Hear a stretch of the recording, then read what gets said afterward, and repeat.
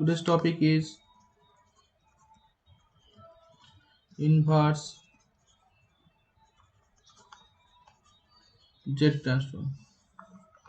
That means whatever I'm getting from Z transform xn, that is xz, we need to regenerate xn from xz. That is the main procedure. That is the main motto of using inverse Z transform. Inverse Z transform, you can calculate inverse Z transform of the given sequence using several methods. I am going to mention two methods here. One is the partial fraction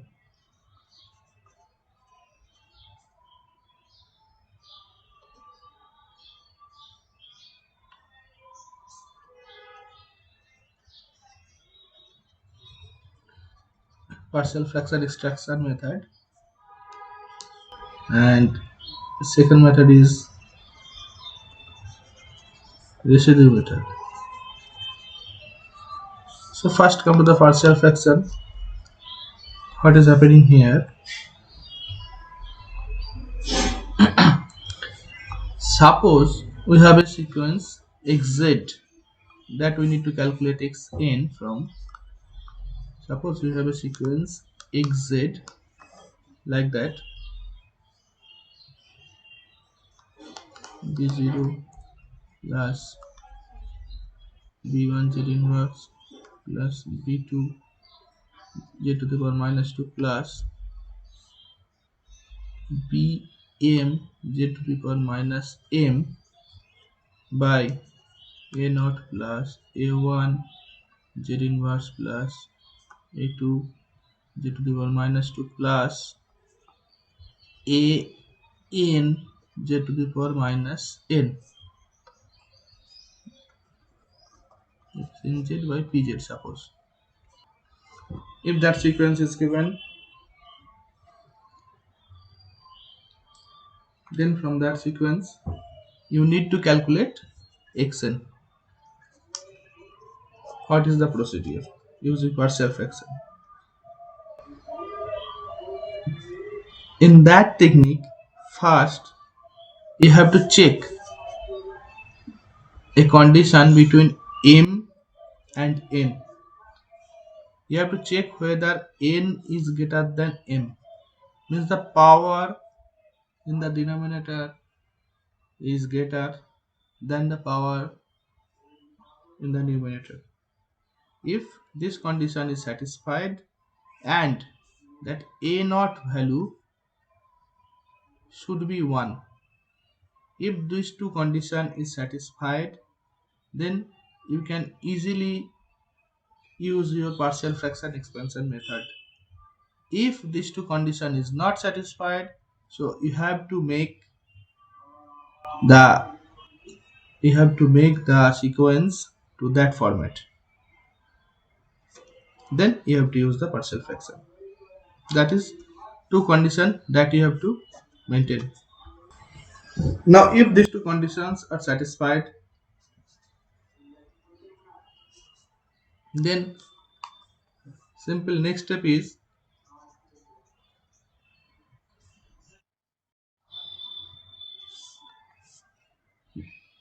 you have to multiply both by to the term capital N both side like that, and suppose in that case a naught, the a naught that we are using is not 1. If a naught is not 1, what we can do, simply we can divide both side by a naught. If we make like that, b naught by a naught plus b1 by a naught like that, so obviously in the downside a naught by a naught will be 1. So in that way we can make a naught equal to 1 if a naught is not 1. And also we have to remove the z to the power minus power. There is z to the power minus n that we need to remove. So both side we will multiply by to the power n. So if we multiply both by to the power n, that will be z to the power n, that will be z to the power n minus 1 plus b2 by a naught z to the power n minus 2 plus b m by a naught z to the power n minus m. I am multiplying by z to the power n, so it will also be z to the power n plus a1 by a naught z to the power n minus 1 plus a2 by a naught z to the power n minus 2 plus obviously a n by a naught z to the power n minus n, that is z to the power 0. So it will be z to the power 0, so 1. So that will be z free term. So that will be your exit. Now when you are converting your exit in that term, then you have to calculate all the poles of exit from this place. As a naught by a naught equal to 1, so I am removing that part. It will be like that. So from here you have to calculate all the poles of z, and that poles will be defined by p1 p2. So all the poles will be z minus p1, z minus p2, like that, z minus pn. Similarly, from in the denominator side, just make z common and make it xz by z, and whatever the value, just write it here. So that is very important, that after this term you have to calculate xz by z, and you have to calculate all the poles in the numerator side. Then if you can calculate this part, then next part is simply you have to do the partial fraction. So to do the partial fraction, simply you have to write xz by z equal to first variable divided by z minus first pole plus second constant divided by z minus second pole, plus like that. If kth number of constant is ak, that will be z minus kth pole, and if n number of is an, so it will be z minus nth pole. So all the poles you have to calculate. After that, just write it down. If the poles are calculated, then you have to calculate the values of a1, a2, all the values of a. To calculate all the values of a, you have to use that formula. Keep in mind, write it down. Ak will be the value of z minus pk multiplied by xz by z, where the value of z is equal to pk. Just write it down, that formula. That is very important, because that formula will be used to calculate all the constant values a1, a2, a3 up to an. Xz by z, from xz by z, just calculate the value of xz, like that. What will happen? Xz equal to, all the values will be multiplied by z to that z.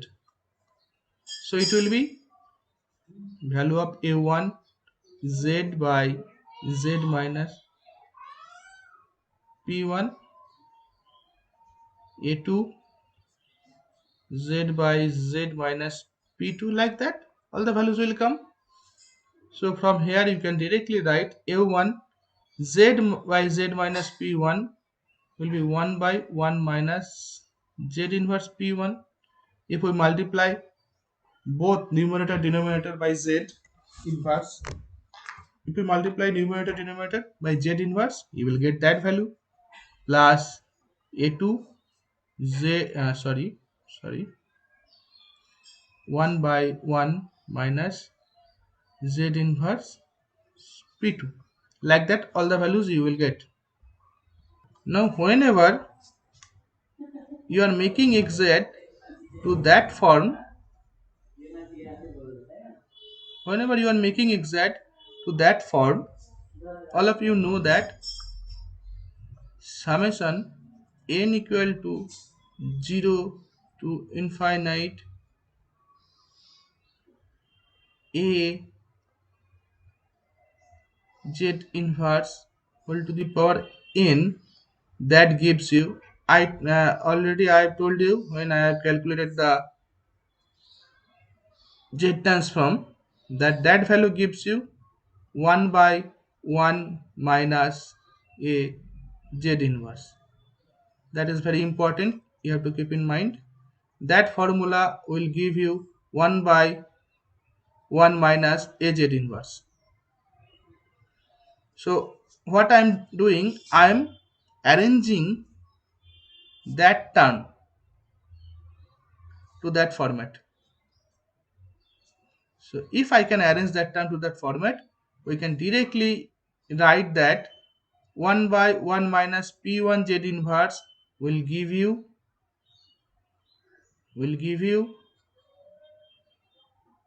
p1 will give you summation n equal to 0 to infinite p1 z inverse whole to the power n, like that. From here to here, from here to here, this term and this term, if we make it equivalent, then if I can get that value from that term, we can get that value from that term. And so if we can get this value gives you p1 to the power n, that is the xz. From that xz you can directly write xn equal to p1 to the power n. So I think I should give you the example so that it will be clear to all of you.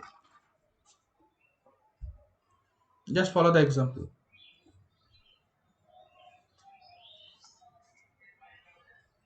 Just follow the example, all the doubt will be clear. Suppose, please write, take the notes because it will be very important.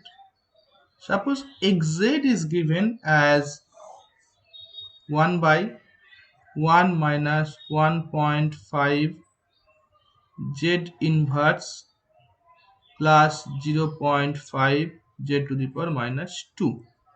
That is given. You have to calculate xn. You have to calculate xn. The conditions are given that first condition is that ROC is mod z greater than 1 for first condition. Second condition is that ROC is mod z less than 0.5, and third condition is ROC is between 0.5 less than mod z less than 1. These are the three conditions and this is your xz. So depending on that three condition and xz, you have to calculate xn. First, xz is given. First you have to calculate,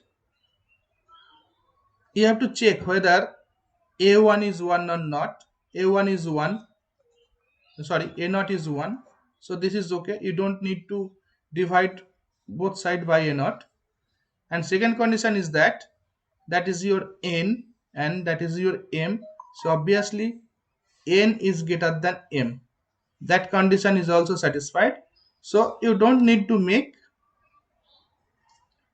any changes to that sequence. Just you can start your partial fraction expansion method. To do that, what you have to do, first you need to remove all the negative power of z. To remove that, what you should do, you should multiply your denominator and numerator part by z square. So z square, that will be z square minus 1.5 z square, 1.5 z plus 0.5, that will be. Now what you have to do, you have to calculate the poles from here. To calculate the poles, what you can write,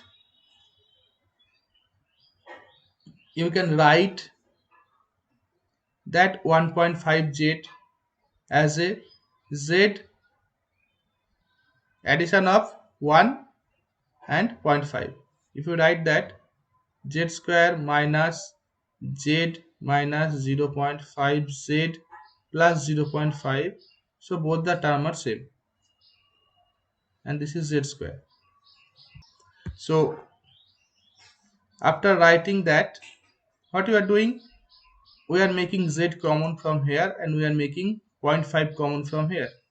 So what we will get, z square by z common z minus 1 minus 0.5 common z minus 1. So what we are getting, z square, z minus 1 common from both terms, z minus 1 and z minus 0.5. So that is z minus p1, z minus p2.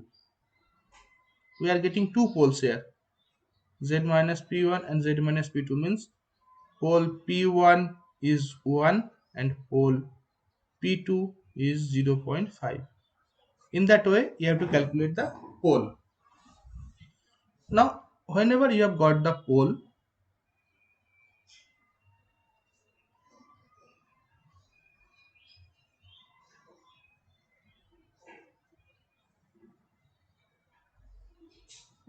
just take a note or take a screenshot or just record it, whatever will be easy to all of you, you can do that. After that, that is your xz.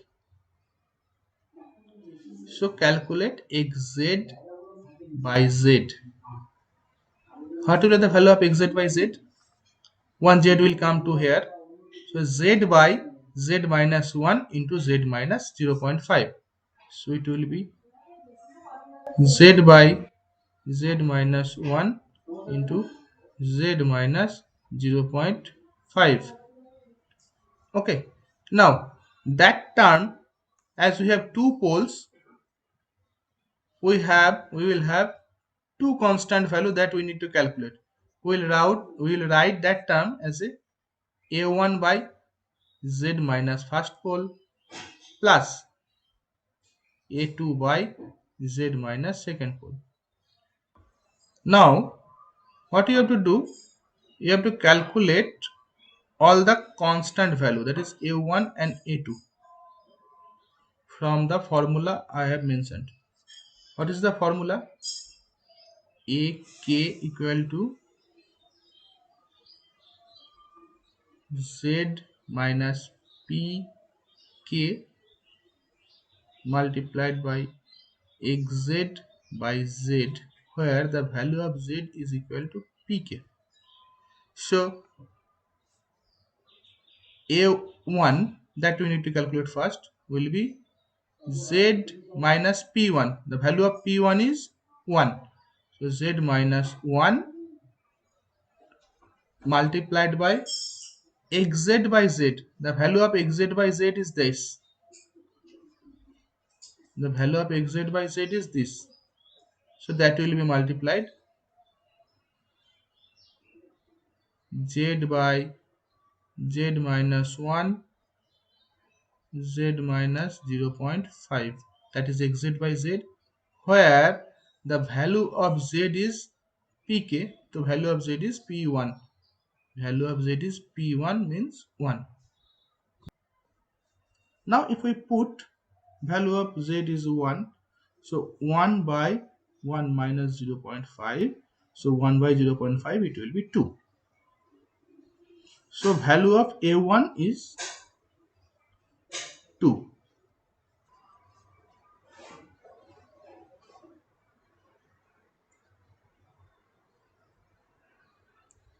Now a2 will be what?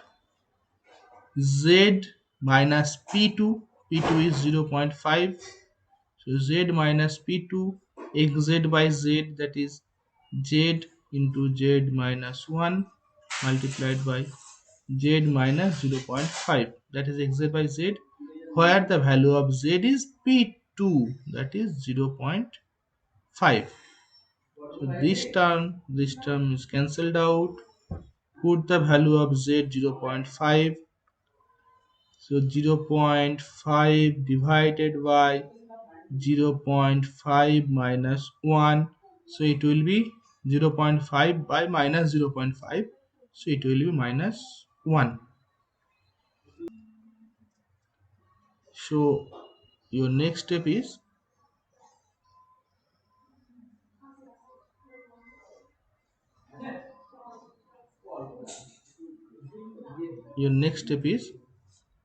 xz by z will be a1 value is 2. So 2 by z minus 1 and plus a2 value is minus 1. So minus 1 by z minus 0.5. So from here your xz will be, just multiply z to that side. I am writing 2 first, then z by z minus 1, that minus comes here, z by z minus 0.5. Make it in the inverse form.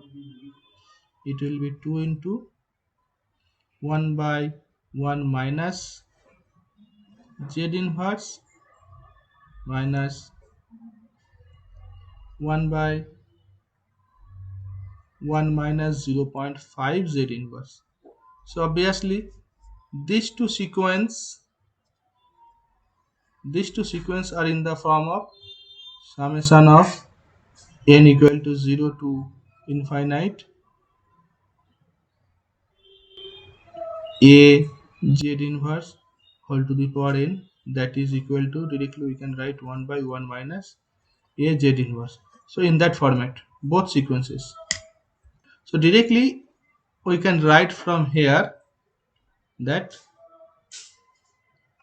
2, that will be the coefficient of z to the power n, because if this is your xz, from here xn will be a to the power n. So obviously the coefficient of z to the power n will be your result, that coefficient of z to the power n. So here the coefficient of z is 1, so it will be 1 to the power n minus, here coefficient of z is 0.5, so 0.5 whole to the power n, that will be your xn, that will be your xn. Now the important part comes. The problem is not solved here. the important part comes.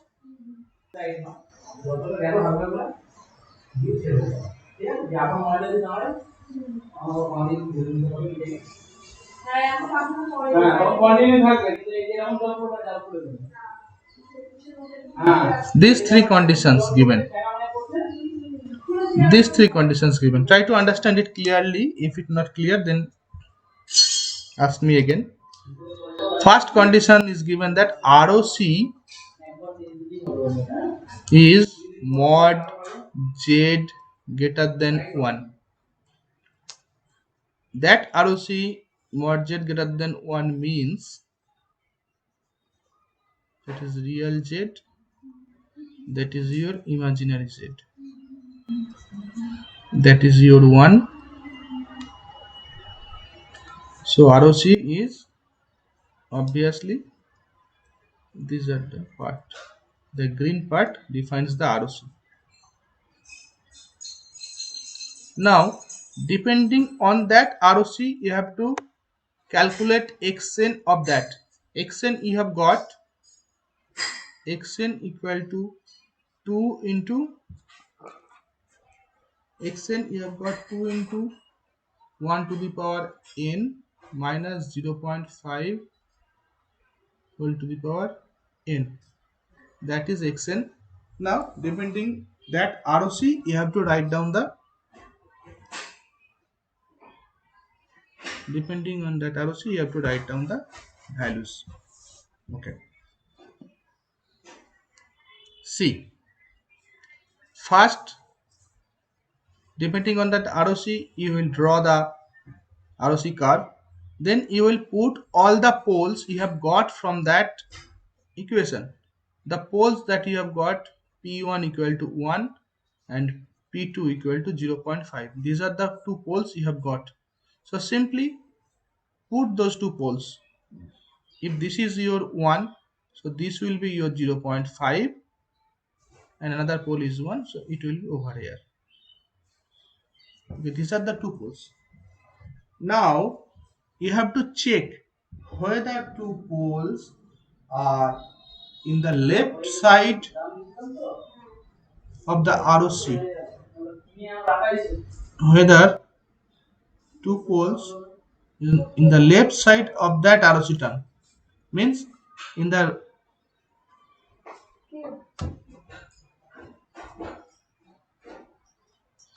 denominator, in the imaginary axis, the right, you will check the right side of the imaginary axis. You don't need to check the left side of the imaginary axis. Just forget about the left side of the imaginary axis. You have to check only the right side of the imaginary axis, and in that imaginary axis you will check whether these two poles are in the left side of the ROC or in the right side of the ROC. This is your ROC. So these two poles are in the left side of the ROC or in the right side of the ROC. Okay. If these two poles or any poles are in the left side of the ROC, then the system is said to be causal. Keep in mind, left side of ROC. If you got the poles in the left side of the ROC, the system will be causal. The system will be anti-causal if you got any poles in the right side of ROC. Okay, is that clear? Up to that clear? If it is clear, then I can go forward. Just you will check in the right side of the imaginary z axis, right side of the imaginary z axis, and you will check the ROC and the poles. If the poles are in the left side of that ROC, then the system is causal. If the poles are in the right side of the ROC, then the system is anti-causal. According to this condition, this is your ROC and the poles are in the left side of the ROC, So according to this condition, that system is causal. If we consider Z greater than 1, the system is causal. Both the pole defines the causality because both the pole in the left side of the ROC. Any question? Meaning the poles are within the ROC or not? Yeah, you can say that. If the poles are within ROC, then the system is causal. If the pole is outside ROC, then the system is non-causal. That also you can say. Within ROC means that is your ROC card. If that is your ROC, any poles within that circle is called the within ROC. And if this is your ROC, any poles outside that circle, then it is called the outside ROC. That is also you can consider. So I think how to calculate or how to measure whether the system is causal or not is little bit clear. So again come to the first condition. Z is greater than 1. So obviously that is your 1. So obviously that is your ROC. Okay. That is your real Z. That is your imaginary Z. Now put all the poles P1 equal to 1 and P2 equal to 0.5. If we put all the poles, that is one pole 1, that is one pole, sorry, that is 0.5 and that is 1. So both poles you can check in the left side of the ROC. So obviously the system is causal for that condition Z greater than 1. If the system is causal, then add for each and every value that you are getting, that is for pole 1, that is for pole zero point 0.5, to each and every value you are getting, just add un if the system is causal, because all of you know that for causality defines by un, that is only exist for 0 to infinite. So if the system is causal, just add un. So your xn will be 2 into 1 to the power n. Un will be added minus 0.5, that is to the power n. Here also un will be added. So that is your first result depending on the first condition. Now consider the second case. In the second case, you can see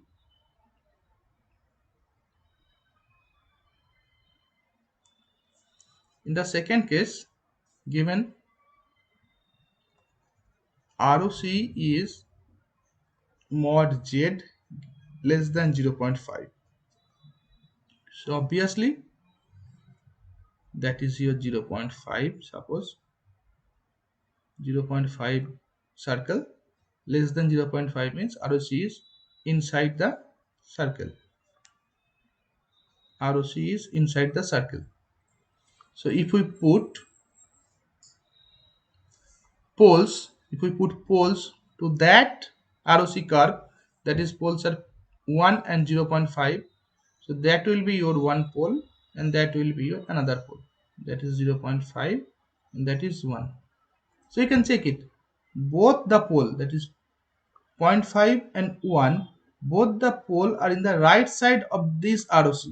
ROC is your inside the curve and the poles are just outside the circle. So obviously you can check it that the poles are in the right side of the ROC. So obviously if the poles are in the right side of ROC, system is anti-causal. So the system is anti-causal because both the poles are in the right side of ROC. So if you get the system is anti-causal, For both the sequence, you have to add minus of u minus n minus 1. Keep in mind that defines the anti-causality property. So if you get the system is anti-causal, you have to add that minus of u minus n minus 1 to the sequence. So for that condition, as both the pole defines the anti-causality property, you have to add minus of u minus n minus 1 to the both term. So it will be xn equal to 2 1 to the power n multiplied by minus of u minus n minus 1 and also minus 0.5 whole to the power n minus of u minus n minus 1. That will be the result for second condition. So come to the third condition, that is a mixing of causality and anti-causality that you are asking. That will be clear.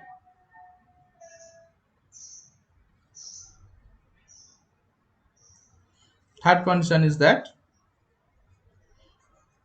ROC is given that mod Z is within 0.5 to 1. So obviously if we draw that, it will define by two circle. One is 0.5, another is 1, and ROC will be in between these two circles.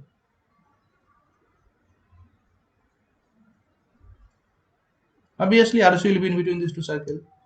So in the same way, you will put the poles, two poles that you have got. If we put the two poles, one pole is 0.5, another pole is 1. So that is your pole 0.5, that is your pole 1. Now you can check that 0.5 pole is in the left side of the ROC and 1 pole defines in the right side of the ROC. That means the system has causality property for that pole. If we consider pole 0.5, if we consider pole 0.5, that defines the causality. If we consider the pole 1, that defines the anti-causality.